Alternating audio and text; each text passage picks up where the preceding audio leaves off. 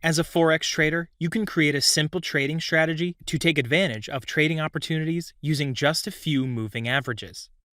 In this trading course, I will show you how to profitably execute trade setups through the use of moving averages. Moving averages are used primarily as trend indicators and also to identify support and resistance levels. Professional traders also utilize it for riding trends. So how can you create moving averages strategy to approach the market?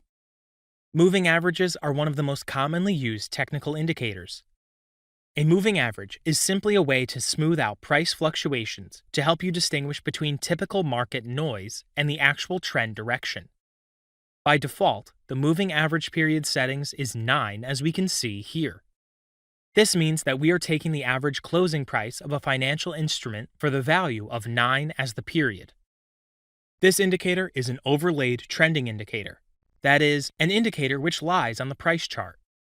To effectively use the moving average, we need to choose the proper length of a moving average.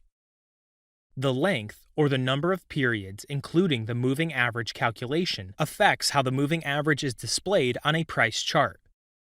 The shorter its length, the fewer the data points that are included in the moving average calculation, which means the closer the moving average stays to the current price.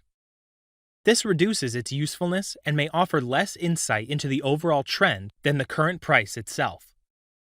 The longer its length, the more data points that are included in the moving average calculation, which means the less any single price can affect the overall average.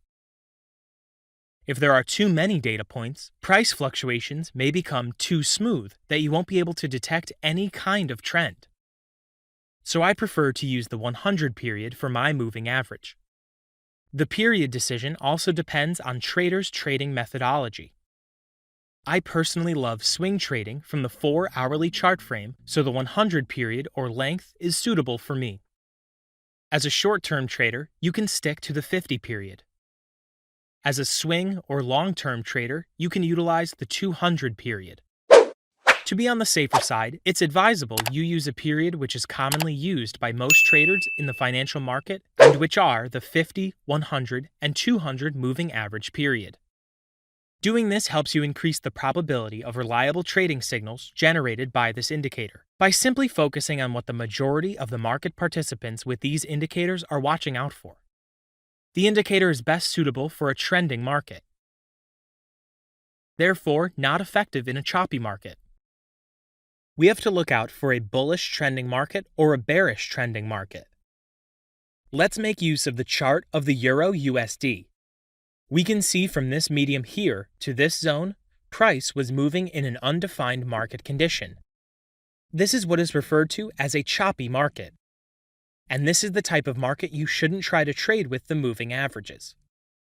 We can see how price broke out and price closed above the moving average. Again, price retested the moving averages, and there was a bullish rejection of price upward. We do not know, yet maybe this is a bullish trap setup. So we need more validation before go long on this currency pairs. Price tested again here, and we can see the full force bullish rejection by the moving average. This is one of the best ways to execute a buy position through the implementation of the moving average indicator. We can see how the trend resulted into a bullish rally. The key idea is to always look out for the buy opportunities at each pullback of price to the moving average. Also, at each successful rejection of price at each pullback, we can use the moving average to trail our stop loss. In fact, this is one of the best suitable indicators to ride a trend. Now price made another bearish pullback here, and there was another bullish upward rejection and the bullish trend continued.